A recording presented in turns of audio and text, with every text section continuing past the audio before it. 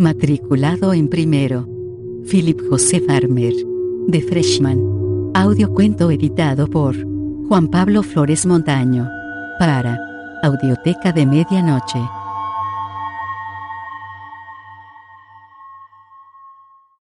Matriculado en primero. El joven de pelo largo que iba delante de Desmond llevaba sandalias, unos vaqueros andrajosos y un niqui mugriento. En el bolsillo de atrás, embutido a medias, le asomaba un libro, Relatos completos, de Robert Blake. Al darse la vuelta, exhibió en el pecho dos grandes iniciales, M.U. En el delgado bigote a lo Fu Manchu se le habían quedado prendidas unas miguitas de pan. Sus ojos amarillos sin duda tenía ictericia se abrieron aún más cuando vio a Desmond. Dijo: «Oye tío, esto no es un asilo de ancianos».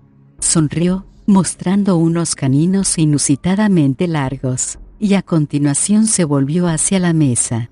Desmond notó que se ponía colorado.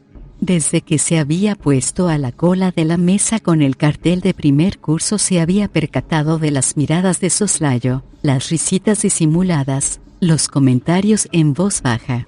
Destacaba entre estos jóvenes como un billar en un jardín de flores, o como un cadáver sobre la mesa de un banquete. La fila avanzaba despacio. Los futuros estudiantes no paraban de hablar, aunque lo hacían en voz baja. Porque estos chicos eran bastante comedidos, salvo el espabilado que iba delante. Quizá era que le oprimía el entorno. Hacía años que no habían pintado este gimnasio, construido a finales del siglo VI. La pintura, en otro tiempo verde, se estaba descascarillando. Había ventanas rotas en lo alto de las paredes, una claraboya estaba cegada con tablas. El entarimado del piso se combaba y crujía, y los aros de baloncesto estaban herrumbrosos. Sin embargo, el M.U. había sido campeón de liga en todos los deportes durante muchos años. Si bien su matrícula era mucho menor que la de sus competidores, sus equipos conseguían alzarse con la victoria, a menudo con tanteos abultados. Desmond se abrochó la chaqueta. Aunque era un día caluroso de otoño, el ambiente del edificio era frío. De no saber que no era posible, habría pensado que tenía detrás la pared de un iceberg. Arriba, las grandes luces pugnaban por vencer la oscuridad que bajaba como la parte inferior de una ballena muerta hundiéndose en las profundidades. Se volvió. La muchacha que iba detrás le sonrió. Vestía un daziki suelto cubierto de símbolos astrológicos, el pelo, negro, lo llevaba corto, tenía la cara pequeña y regular, aunque demasiado puntiaguda para que resultara bonita. Entre toda esta juventud debía haber habido gente guapa. Había visitado suficientes universidades y tenía cierta idea del porcentaje de bellezas de una facultad. Pero aquí, una chica de la fila de la derecha tenía una cara que habría podido hacerla candidata a modelo.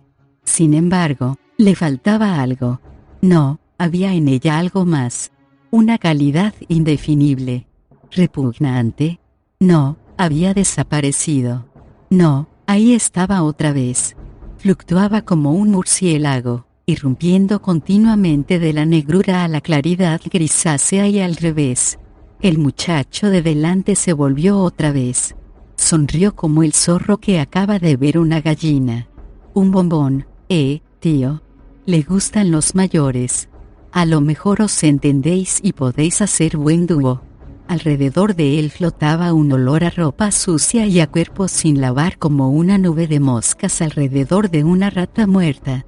No me interesan las chicas con complejo de Edipo, dijo fríamente Desmond.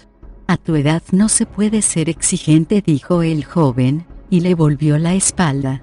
Desmond se congestionó, imaginó brevemente que le daba un puñetazo y lo dejaba tendido. No le alivió mucho. La fila avanzó otra vez. Miró el reloj. Dentro de media hora tenía previsto llamar a su madre. Debía haber llegado antes. Pero había seguido en la cama mientras el despertador gastaba toda la alarma y volvía a su tic-tac como si no le importara. Y no le importaba, por supuesto, aunque pensaba que sus objetos personales deberían tomarse algún interés por él. Era una idea irracional. ¿Acaso estaría aquí si creyese en la superioridad de lo racional? ¿Estaría alguno de estos estudiantes? La fila avanzaba a tirones como un ciempiés que se para de vez en cuando para asegurarse de que nadie le ha robado una pata. Cuando pasaban 10 minutos de la hora en que debía hacer la llamada, llegó al primer puesto. Al otro lado de la mesa de admisiones había un hombre bastante más viejo que él. Su cara era un amasijo de arrugas, un abulto gris rayado con las uñas y amasado en forma de cara humana. La nariz era un pico de jibia pegado a la pella, pero los ojos, debajo de unas cejas blancas y caóticas, se veían vivos como dos agujeros en la carne manando sangre. La mano que cogió los papeles de Desmond y grapó las fichas no era de viejo, era grande, hinchada, con la piel suave. Tenía las uñas sucias. Roderick Desmond, supongo. La voz era áspera, de ningún modo una voz temblona y cascada de viejo. Ah, ¿me conoce? Sí, claro. He leído algunas de sus novelas sobre lo oculto. Y hace 10 años rechacé su solicitud de xerografiar ciertas partes del libro. En la tarjeta de identificación que llevaba prendida en su gastada chaqueta de tweed ponía, R. Layamón, Direao. Así que era el director del Departamento de Historia y Artes Ocultas. Su trabajo sobre el origen no árabe del nombre de Al-Asred es una brillante contribución a la investigación lingüística. Yo sabía que no era árabe ni semítico, pero confieso que ignoraba el siglo en que el término se desgajó de la lengua árabe. Su exposición de cómo solo tiene conexión con el yemení y cómo etimológicamente no significaba loco sino el que ve lo que no debe verse fue totalmente correcta. Cayó, a continuación, sonriendo, añadió, ¿se quejó su madre cuando tuvo que acompañarlo al Yemen? Nadie la obligaba, replicó Desmond. Aspiró profundamente y dijo, ¿pero cómo sabe que? He leído algunas reseñas biográficas sobre usted. Layamón ahogó una risita. Sonó como si rascase sobre un tonel con las uñas. Su trabajo sobre Al-Asred, y los conocimientos que revela en sus novelas, son la principal razón de que haya sido admitida su solicitud en este departamento a pesar de sus 60 años. Firmó los impresos y devolvió la ficha a Desmond. Presente esto en la ventanilla de caja. Ah, sí. Su familia es excepcionalmente longeva, ¿verdad? Su padre murió de accidente, pero el de él vivió hasta los 102 años. Y su madre tiene 80, pero cumplirá los 100. En cuanto a usted, puede llegar a cumplir 40 más, y lo sabe. Desmond se sintió molesto, pero no hasta el extremo de atreverse a manifestarlo. La atmósfera gris se volvió negra, y el rostro del anciano brilló en ella. Flotó hacia él, se expandió, y de pronto Desmond estaba dentro de las arrugas grises. No era un sitio agradable. Unas figuras diminutas danzaron sobre un horizonte vagamente nimbado, se desvanecieron a continuación, y Desmond sintió que caía a través de una negrura aullante. El aire se volvió nuevamente gris, y se dio cuenta de que estaba inclinado hacia adelante, agarrado al borde de la mesa. Señor Desmond, ¿sufre usted desmayos a menudo? Desmond aflojó las manos y se enderezó. Demasiada excitación, supongo. No, no había sufrido un desmayo, ni ahora ni nunca. El anciano rió. Sí, debe de ser efecto de una tensión emocional. Tal vez se encuentre aquí el medio de aliviar ese estrés. Desmond dio media vuelta y se fue. Hasta que salió del edificio, solo fue viendo figuras y signos borrosos. Este anciano hechicero, ¿cómo sabía cuáles eran sus pensamientos? Simplemente porque había leído las reseñas biográficas, había indagado, y luego había completado su retrato por deducción. ¿O se trataba de algo más? El sol se había ocultado tras unas nubes perezosas. Más allá del campus universitario, más allá de los árboles que ocultaban las casas de la ciudad, estaban los montes Tamsikek. Según los indios hace tiempo extinguidos de los que recibieron el nombre, antiguamente fueron gigantes malvados que habían librado una batalla con el héroe Mikatonis y su amigo Chegaspat, hacedor de magia. Chegaspat había muerto en el combate, pero Mikatonis había convertido en piedra a los gigantes con una varita mágica. Pero siglos más tarde Direao, el gigante jefe, consiguió liberarse del encantamiento. Un mago lo dejaba en libertad de tiempo en tiempo.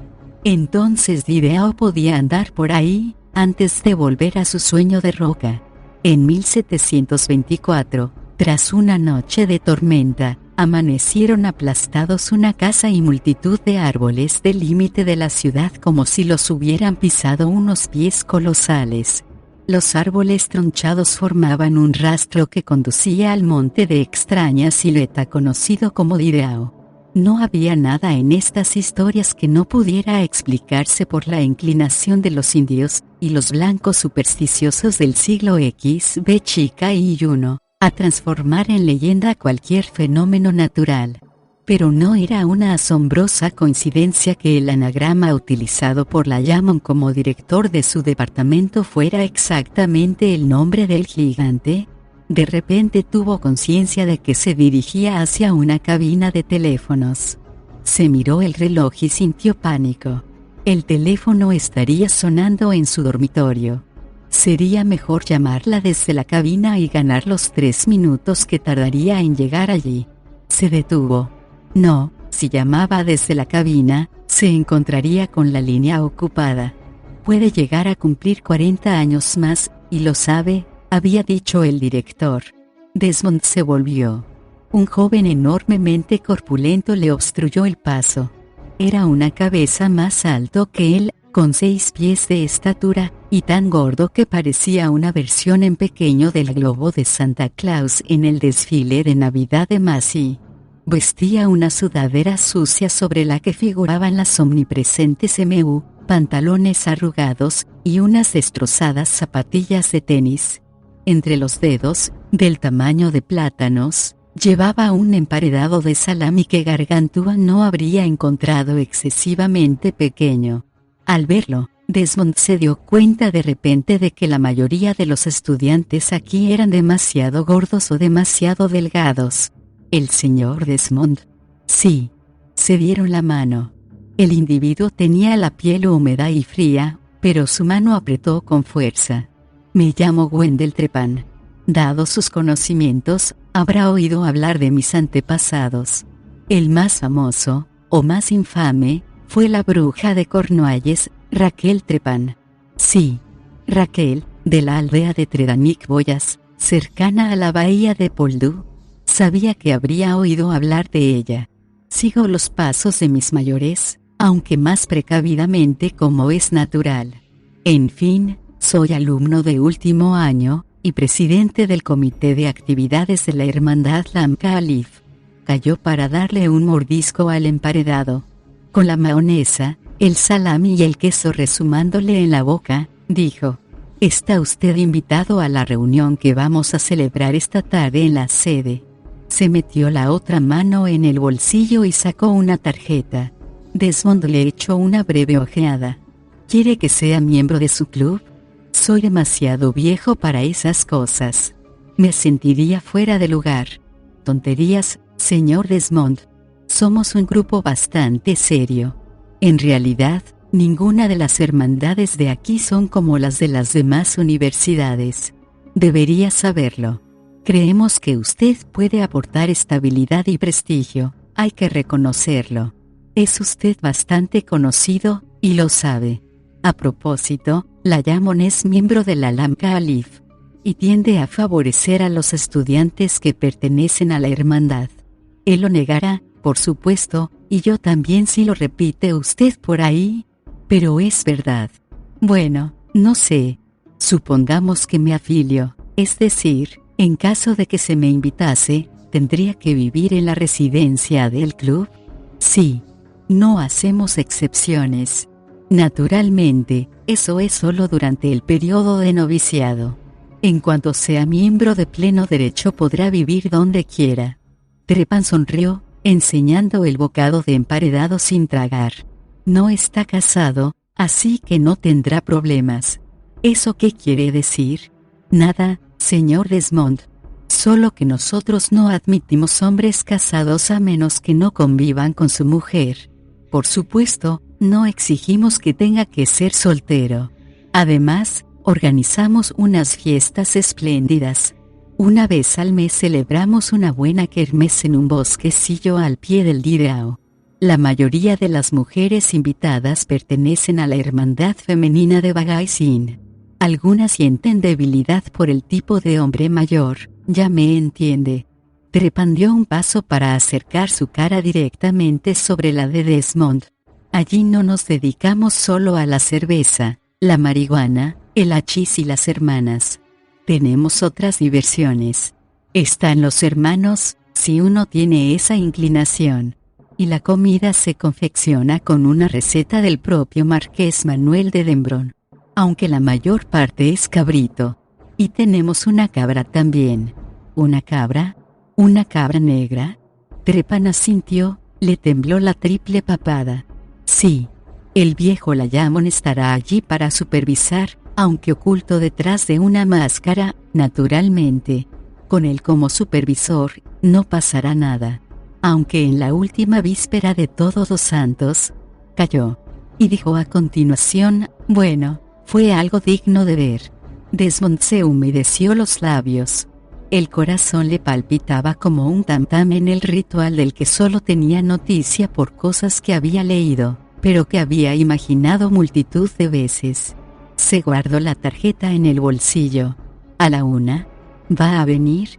Bien. Hasta luego, señor Desmond. No lo lamentará. Desmond siguió andando, pasó los edificios universitarios que formaban la plaza rectangular, el más imponente de los cuales era el museo. Era el más viejo del recinto, la universidad original.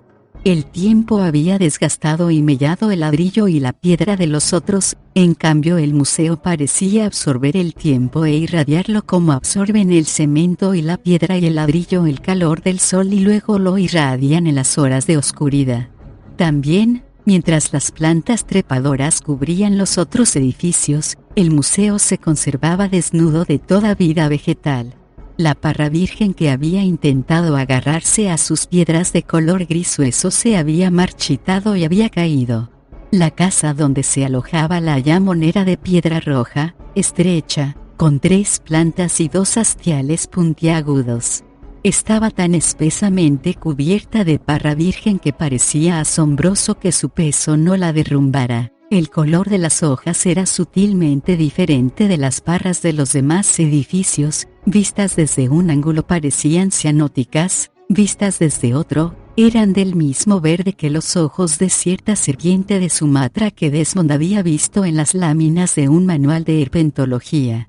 Ese era el reptil venenoso que utilizaban los hechiceros de las tribus Yam para transmitir mensajes y a veces para matar. El autor del libro no explicaba qué entendía por mensajes. Desmond había descubierto su significado en otro libro que le había exigido aprender malayo, en grafía árabe, para poder leerlo. Se dirigió apresuradamente a la casa, que no era de las que un turista se pararía a contemplar, y llegó a la parte de los dormitorios. Había sido construido en 1888 en el solar de otro edificio, y remodelado en 1938. Su pintura gris estaba desconchada. Tenía varias ventanas con cristales rotos, sustituidos por cartones. El entarimado del pórtico tenía las tablas curvadas y crujían al pisarlas. La puerta principal era de roble, y su pintura había desaparecido hacía tiempo. Una cabeza de gato, en bronce, con un pesado aro colgándole de la boca, hacía de aldaba, cruzó el salón principal sobre una alfombra gastada, y subió al primer rellano donde alguien había escrito hacía mucho tiempo Yoxotot Chupa. Se habían hecho muchos intentos de lavar esas palabras ofensivas, pero era evidente que solo la pintura podía borrarlas. Un joven miembro le había contado que nadie sabía quién lo había escrito, pero que a la noche siguiente habían encontrado muerto a un nuevo estudiante, colgado de un gancho en un aseo. El pobre se había mutilado atrozmente antes de suicidarse, había comentado el joven. Yo no estaba aquí entonces, pero por lo visto fue atroz. Lo hizo con una navaja barbera y un hierro al rojo. Había sangre por todas partes, el pito y los huevos estaban sobre la mesa, colocados en forma de T, ya conoce el símbolo, y había arañado la pared de yeso dejando una gran huella ensangrentada. No parecía obra de una mano humana. Me sorprende que viviera lo bastante para poder ahorcarse, había dicho Desmond. Con esa pérdida de sangre. El joven había proferido una risotada. Es un chiste, claro. Desmond tardó unos segundos en comprender. Entonces palideció. Pero se preguntó si el joven no le estaría gastando una novatada. De todos modos no pensaba preguntarle a nadie sobre el particular. Si le había estado tomando el pelo, no iba a dejar que lo hicieran por segunda vez. Oyó sonar el teléfono en el fondo del largo pasillo. Suspiró, y se dirigió hacia allí, pasando ante una serie de puertas cerradas. A través de una de ellas le llegó una débil risita. Entró en su dormitorio y cerró detrás. Durante largo rato se quedó mirando el teléfono mientras sonaba y sonaba. Le recordaba, no sabía por qué, el poema del vagabundo australiano que quiso darse un baño en un charco. El Bunjip, esa criatura misteriosa y siniestra del folclore de los antípodas, moradora del agua, se hizo con el vagabundo calladamente y sin alboroto. El hervidor que había puesto al fuego silbaba y silbaba sin que nadie le hiciera caso. Y el teléfono sonaba y sonaba. Al otro extremo del hilo estaba el Bunjip. De repente, como un rubor, le invadió un sentimiento de culpa.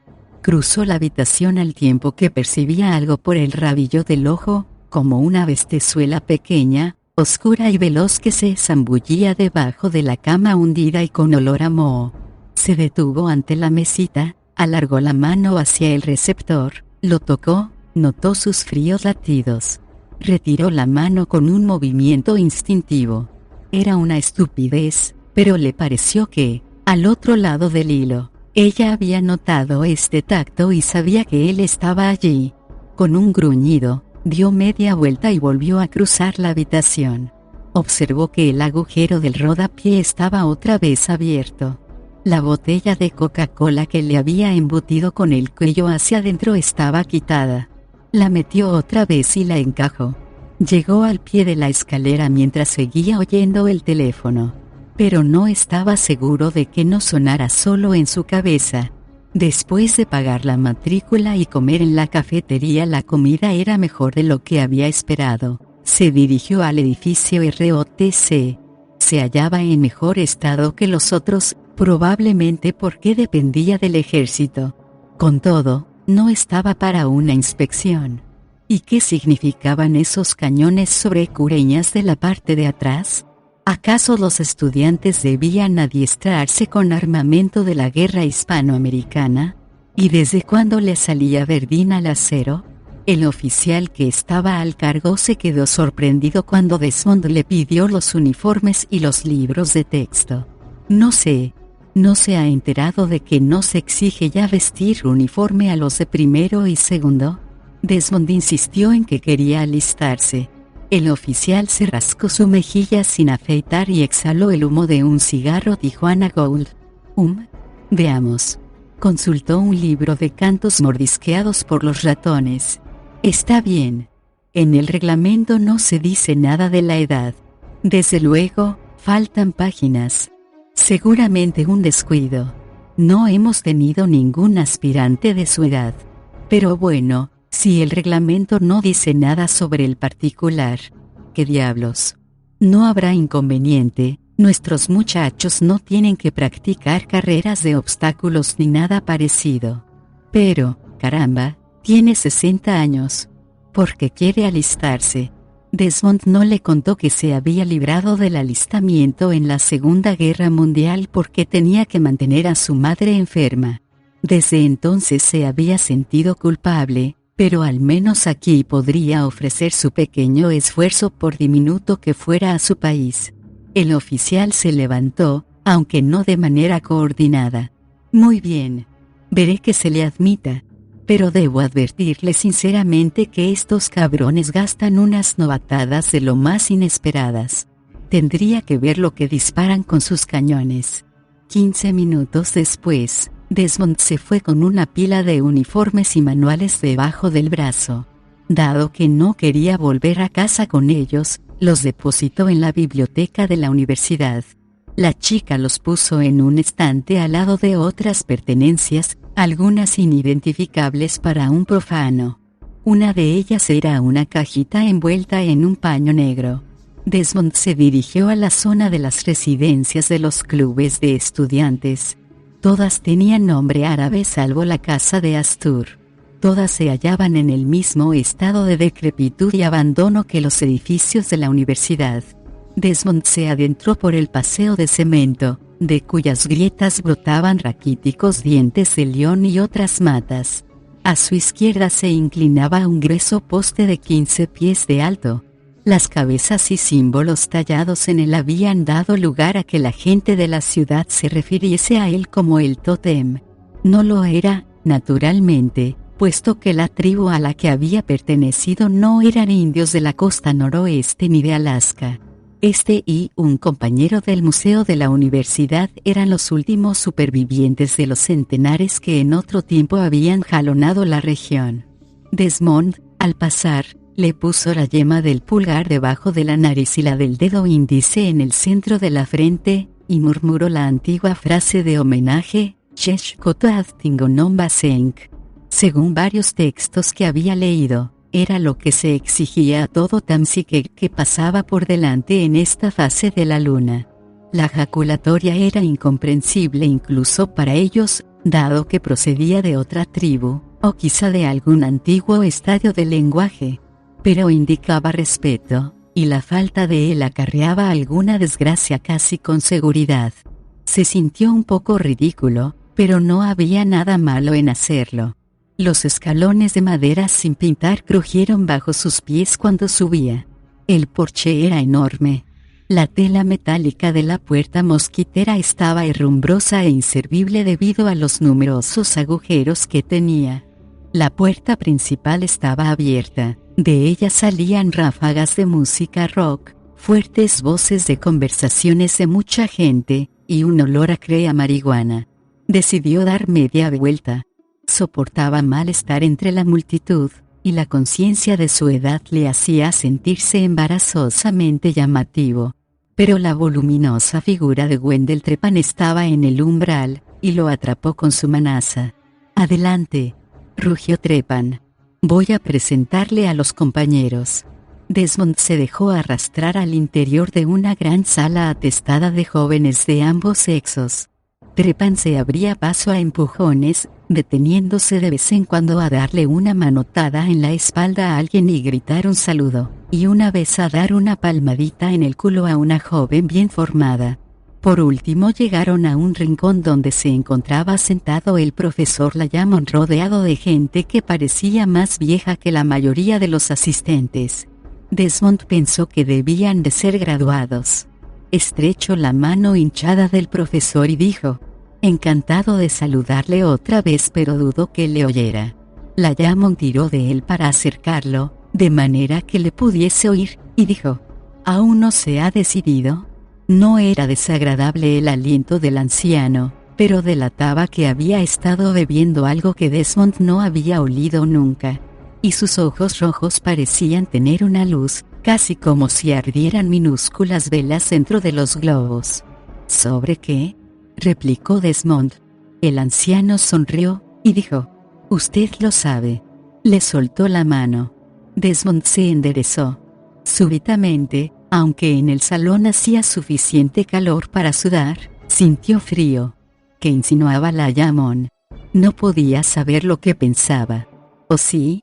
Trepan le presentó a los hombres y mujeres que había alrededor de la butaca del profesor Layamon, y después lo llevó entre la multitud.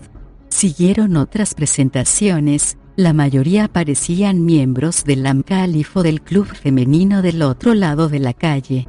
Al único que pudo identificar con seguridad como candidato a novicio era un negro, un gabonés. Cuando le dejaron, dijo Trepan: Bucaguay procede de una larga estirpe de médicos brujos. Va a ser un auténtico tesoro si acepta nuestra invitación, aunque la casa de Astur y la CAF de Albago están ansiosas por captarle. El departamento anda un poco flojo en ciencia centroafricana. Teníamos una gran profesora, Yanis Momaya, pero desapareció hace 10 años durante un sabbat en Sierra Leona. No me sorprendería que se le ofreciera a Bucaguay una plaza de profesor auxiliar aunque sea prácticamente alumno de primero. La otra noche, sin ir más lejos, me enseñó parte de un ritual que no se lo creería si se lo contara. Bueno, no vamos a entrar en eso ahora. En otra ocasión. De todos modos, siente el mayor respeto por la Yamón, y desde que el viejo Mostrenko está de director del departamento, Bucaguay es casi seguro que se unirá a nosotros. De repente estiró los labios, apretó los dientes, su piel palideció debajo de la suciedad, y se agarró su enorme barriga. Desmond preguntó, ¿le ocurre algo? Trepan meneó la cabeza, exhaló un profundo suspiro, y se enderezó. Caramba, qué dolor. ¿Qué? No debía haberle llamado Mostrenko. No creí que pudiera oírme, pero no necesita del sonido para percibir. Diablos, no hay nadie en el mundo que sienta más respeto por él que yo. Pero a veces se me dispara la boca. Bueno, no volverá a suceder. ¿Qué quiere decir? Dijo Desmond. Sí. ¿Quién lo iba a pensar? No importa. Venga conmigo donde podamos escuchar nuestros mutuos pensamientos. Tiró de Desmond por una estancia más pequeña en la que había multitud de estanterías con novelas, libros de texto y algún que otro volumen encuadernado en piel. Tenemos una biblioteca buenísima aquí, la mejor de cuantas hay en las residencias. Es una de nuestras atracciones estelares. Pero esta es de acceso libre. Entraron por una puerta estrecha, pasaron a un pequeño vestíbulo, y se detuvieron mientras Trepan se sacaba una llave del bolsillo y abría otra puerta. Al otro lado había una escalera de caracol con los peldaños polvorientos. Una ventana, muy arriba, dejaba pasar una débil claridad a través de sus cristales sucios. Trepan encendió una luz de la pared, y subieron. Arriba del todo, en la tercera planta, Trepan abrió otra puerta con una llave diferente. Pasaron a una pequeña estancia cuyas paredes estaban cubiertas de estanterías desde el suelo hasta el techo. Trepan encendió la luz. En un rincón había una mesa pequeña con una silla plegable. La mesa tenía una lámpara y un busto de piedra del marqués de Dembron.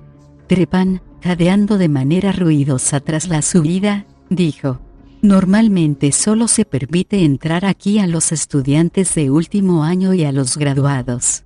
Pero en su caso hago una excepción. Quería enseñarle una de las ventajas de pertenecer a la Lamcalif. Ninguna otra residencia tiene una biblioteca como la nuestra. Trepan le miró con los ojos entornados. Eché un ojo a los libros. Pero no los toque. Son absorbentes, no sé si me entiende. Desmond dio una vuelta mirando los títulos. Al terminar dijo: Estoy impresionado. Creía que algunos de estos se encontraban solo en la biblioteca de la universidad, en seminarios reservados.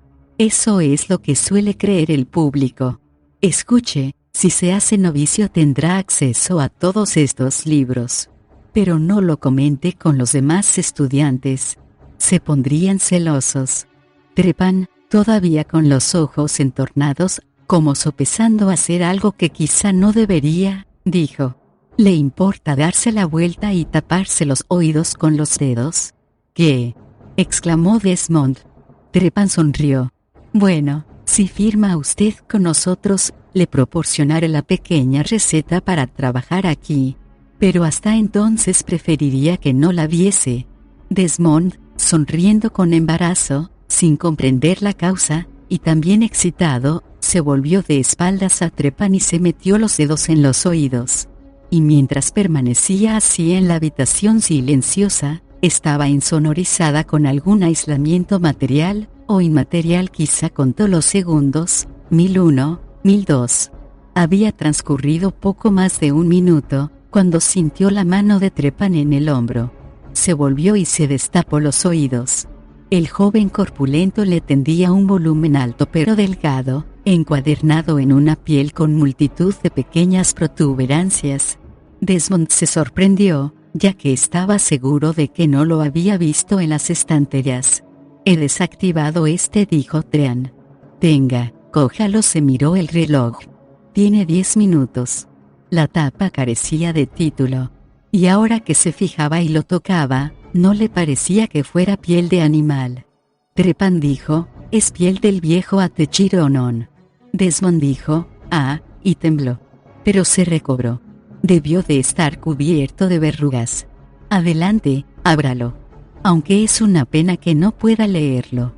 La primera página estaba amarillenta, lo que no era extraño, dado que el papel tenía 400 años. No se trataba de una impresión, sino que estaba escrito a mano con una letra grande. Desmond leyó: «Rito llamado menor del brujo Tamsikegate Chironum, copiado de los pictogramas de la piel no quemada, por el piadoso Simon Conant, en el año de 1641, de su propia mano. El que pronuncie estas palabras de figuras, escuche antes». Trepan dejó escapar una leve risa y dijo: «La ortografía no era su fuerte, ¿eh? Simón, hermanastro de Roger Conant», dijo Desmond. Fue el primer blanco en visitar a los Tamsikeg y no salir con un pulgar cortado y metido en el culo. Estuvo también con los colonizadores que atacaron a los Tamsikeg, aunque estos no sabían con quién estaban sus simpatías. Huyó al desierto con Atechiro Onon malherido. 20 años después apareció en Virginia con este libro. Pasó despacio 5 páginas, fijando en su memoria fotográfica cada pictograma. Una de las figuras le pareció sumamente desagradable. «La Llamon es el único capaz de leerlo», dijo Trepan. Desmond no le dijo que conocía la gramática Tamsikeg y que poseía un pequeño diccionario de esta lengua, escrito por William Cordunes en 1624 y publicado en 1654. Contenía un glosario de pictogramas. Le había costado 20 años de investigación, y $1000 que había pagado por una serografía. Su madre le había armado un escándalo a causa de este despilfarro, pero por una vez se había enfrentado a ella. Ni siquiera la universidad poseía un ejemplar. Trepan se miró el reloj. Queda 1 minuto. Le cogió a Desmond el libro de las manos y dijo con aspereza: «Dese la vuelta y tápese los oídos». Trepan parecía presa de pánico. Se volvió Desmond y 1 minuto después Trepan le apartó uno de los dedos del oído. «Lamento haber sido tan brusco, pero estaba empezando a perder efecto la suspensión. No sé qué podría ocurrir. Durante 10 minutos, al menos, nunca ha pasado nada». Desmond no había notado nada, pero quizás se debía a que Trepan, expuesto a los influjos otras veces, era más sensible en esto. Trepan, visiblemente nervioso, dijo: «Salgamos de aquí. Hay que enfriarse». Mientras bajaban preguntó: «¿Seguro que no es capaz de leerlo? ¿Dónde habría podido aprender?», dijo Desmond. Se sumergieron en el mar de conversaciones y olores del salón.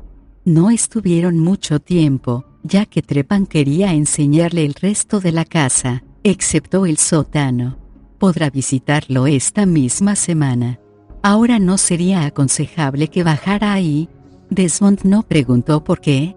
Entraron en una pequeña habitación del segundo piso, y dijo Trepan: «Normalmente no se permite que los novicios tengan habitación propia.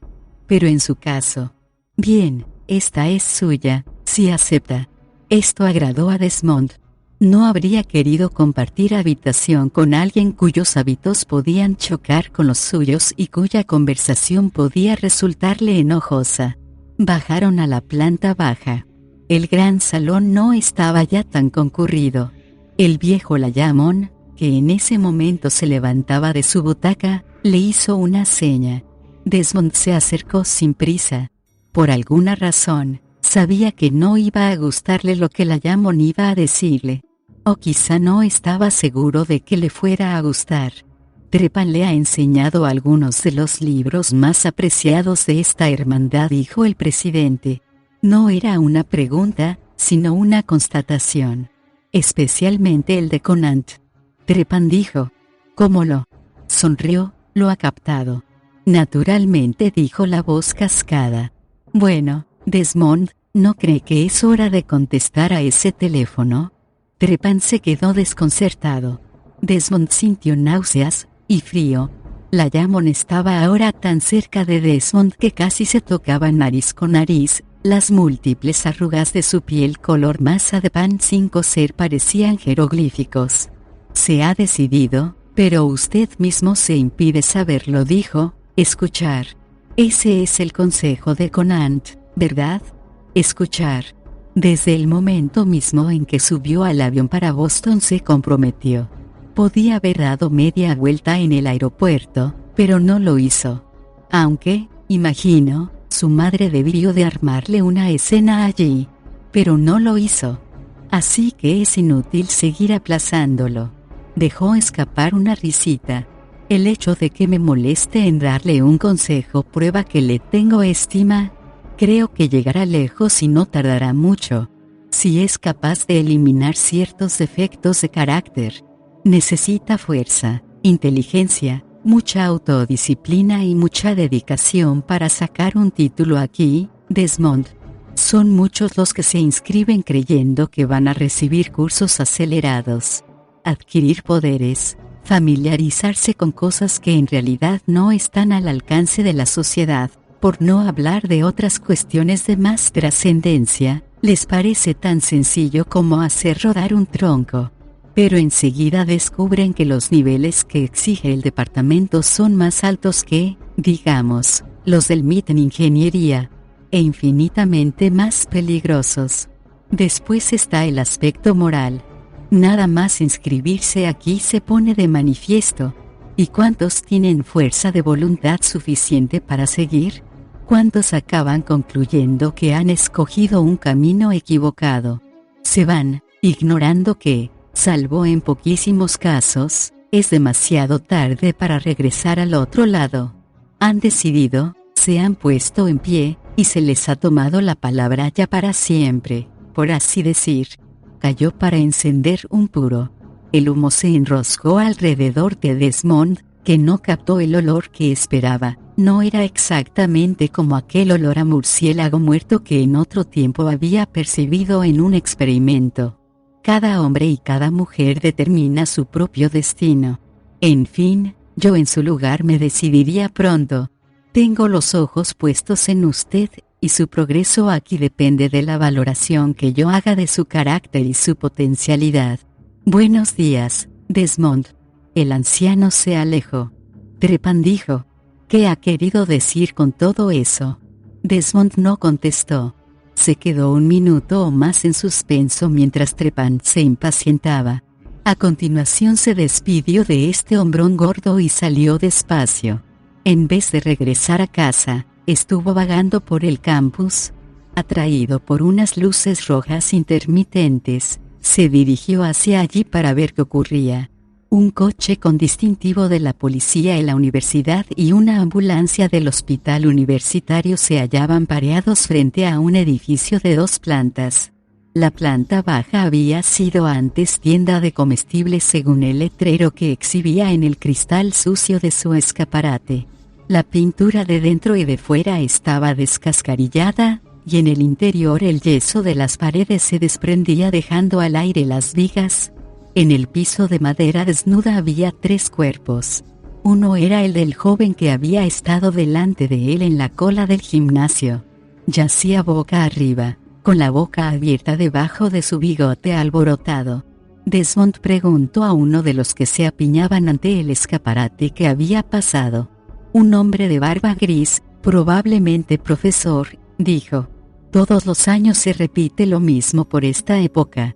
Algunos chicos se sienten impulsados a intentar algo que no se le ocurriría a nadie salvo a un MA. Está terminantemente prohibido, pero eso a la juventud no la detiene. El cadáver del bigote parecía tener algo redondo y grande, quizá una quemadura, en la frente. Los hombres de la ambulancia cubrieron su cuerpo con una manta y lo sacaron. El hombre de la barba gris dijo: la policía de la universidad y el hospital se harán cargo. Rió brevemente. La policía de la ciudad no quiere acercarse siquiera al campus. Se notificará a los familiares que ha sido una sobredosis de heroína. No hay problemas con eso. A veces han venido detectives privados por aquí, pero no se entretienen mucho. Desmond se alejó deprisa. Su sentido común había tomado una decisión. La visión de esos cuerpos le había sacudido. Regresó a casa, a hacer las paces con su madre, vender todos los libros en los que había empleado tanto tiempo y dinero acumulándolos y estudiándolos. Acababa de ver el rostro de la muerte, y si hacía lo que había pensado, solo como divagación naturalmente, fantaseando a modo de psicoterapia, vería el de su madre, muerta, y no podía hacerlo. Al entrar en la habitación donde se alojaba, el teléfono seguía sonando. Se dirigió a él, lo descolgó, lo sostuvo unos momentos en la mano y luego lo colgó. Fue a la cama, observó que la botella de Coca-Cola estaba otra vez fuera del agujero del rodapié. Se arrodilló y la volvió a embutir en él. De detrás de la pared le llegó una débil agitación. Se sentó en la cama hundida, sacó el cuaderno del bolsillo de la chaqueta y se puso a dibujar los pictogramas que recordaba. Tardó media hora, porque era absolutamente esencial reproducirlos con exactitud. El teléfono no paraba de sonar. Alguien llamó a la puerta y gritó: «Le he visto entrar. Conteste al teléfono o descuélguelo, o nos veremos las caras». No contestó ni se levantó. Le faltaba un dibujo de la serie. Ahora se quedó con el lápiz en suspenso a 1 pulgada del espacio en blanco. Sentada al otro extremo del hilo habría una mujer gordísima. Ahora era vieja y fea, pero le había dado el ser, y durante muchos años, después, había sido hermosa. Cuando murió su padre, ella se había puesto a trabajar para conservar la casa y dar a su hijo las cosas a las que los dos estaban acostumbrados. Trabajó muchísimo para pagarle la matrícula y demás gastos mientras fue a la universidad. Había seguido trabajando hasta que él vendió 2 novelas. Más tarde había caído enferma, aunque no hasta que él empezó a llevar mujeres a casa para presentárselas como posibles esposas. Quería a su hijo, pero no quería dejarlo vivir en libertad, y eso no era verdadero cariño. Desmond no había sido capaz de liberarse, lo que significaba que aunque abrigaba resentimiento, había algo dentro de él que le gustaba estar enjaulado. Después, un día, había decidido dar un gran paso hacia la libertad. Y lo había hecho rápidamente y en secreto. Se había despreciado a sí mismo por tener miedo de ella, pero era como era. Si se quedaba aquí, su madre vendría a verle. Y no podría soportarlo. Así que era preferible volver a casa. Miró hacia el teléfono, empezó a levantarse, pero se dejó caer otra vez. ¿Qué hacer? Podía suicidarse. Se liberaría, y al mismo tiempo se enteraría su madre de cuán enfadado había estado con ella. El teléfono dejó de sonar, y esto le provocó un sobresalto. Le dejaba tranquilo al menos un rato. Pero volvería a empezar. Miró el rodapié. La botella estaba saliendo del agujero muy poco a poco. La bestezuela, detrás de pared, empujaba con determinación. ¿Cuántas veces había intentado salir y había encontrado la abertura bloqueada? Demasiadas, debía de pensar el bicho si era capaz de pensar, pero no estaba dispuesto a renunciar, y algún día podría ocurrírsele resolver el problema matando al que se lo ocasionaba. Sí, no obstante, Le disuadía el tamaño muchísimo más grande del causante del problema. Si sentía que le faltaba valor, entonces tendría que seguir empujando la botella para despejar el agujero. Y. Miró el cuaderno y meneó la cabeza. El espacio en blanco se había llenado. Había un dibujo que representaba a Dideau. Al ser que, ahora lo veía, se parecía en cierto modo a su madre. ¿Lo había dibujado inconscientemente mientras pensaba? ¿O había aparecido el dibujo por sí mismo? No importaba. En cualquier caso, sabía qué debía hacer. A la vez que sus ojos observaban cada dibujo, y entonaba las palabras de esa lengua muerta hacía muchísimo, sintió que algo se agitaba en su pecho, le invadía el vientre, le recorría las piernas, le subía a la garganta, al cerebro. El símbolo de Dideau pareció arder en la hoja de papel cuando pronunció su nombre, con la mirada clavada en el dibujo. Mientras pronunciaba las últimas palabras, la oscuridad había ido creciendo en la habitación. Se levantó, encendió la lámpara que había encima de la mesa y se dirigió al sucio cuartito de baño. La cara del espejo no parecía de un asesino, sino de un viejo de 60 años que se había sometido a una dura prueba y no estaba seguro de haberla superado. Cuando abandonaba la habitación vio cómo la botella de Coca-Cola salía del agujero del zócalo. Pero fuera el bicho que fuera, aún no se decidía a salir. Horas más tarde volvió tambaleante de la taberna del campus. El teléfono estaba sonando otra vez. Pero la llamada no era de su madre, aunque provenía de su ciudad natal de Illinois. Señor Desmond, aquí el sargento Rourke, de la comisaría de policía de Bucyrus. Siento darle una mala noticia, señor.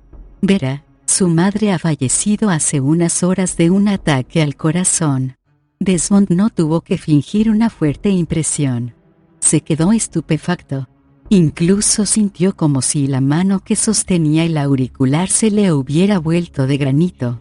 Vagamente, tuvo conciencia de que la voz de Rourke sonaba rara. ¿De un ataque al corazón?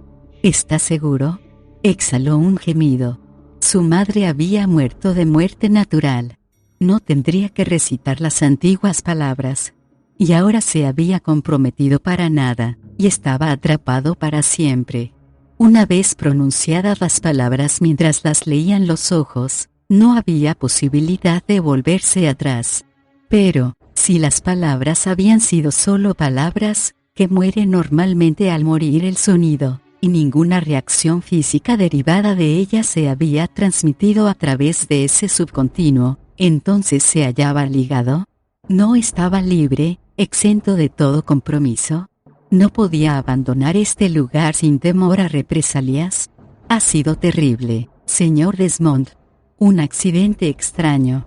Ha muerto mientras hablaba con una vecina que había ido a visitarla, la señora Sammins. La señora Sammins ha llamado a la policía y a la ambulancia. Otros vecinos han entrado en la casa, y entonces, a Rourke pareció atascársele la garganta. He acudido yo. Y justo cuando iba a entrar, la casa se había desplomado de repente aplastando a 3 vecinos, 2 auxiliares de la ambulancia y 2 policías. Fue como si un gigante la pisara con el pie.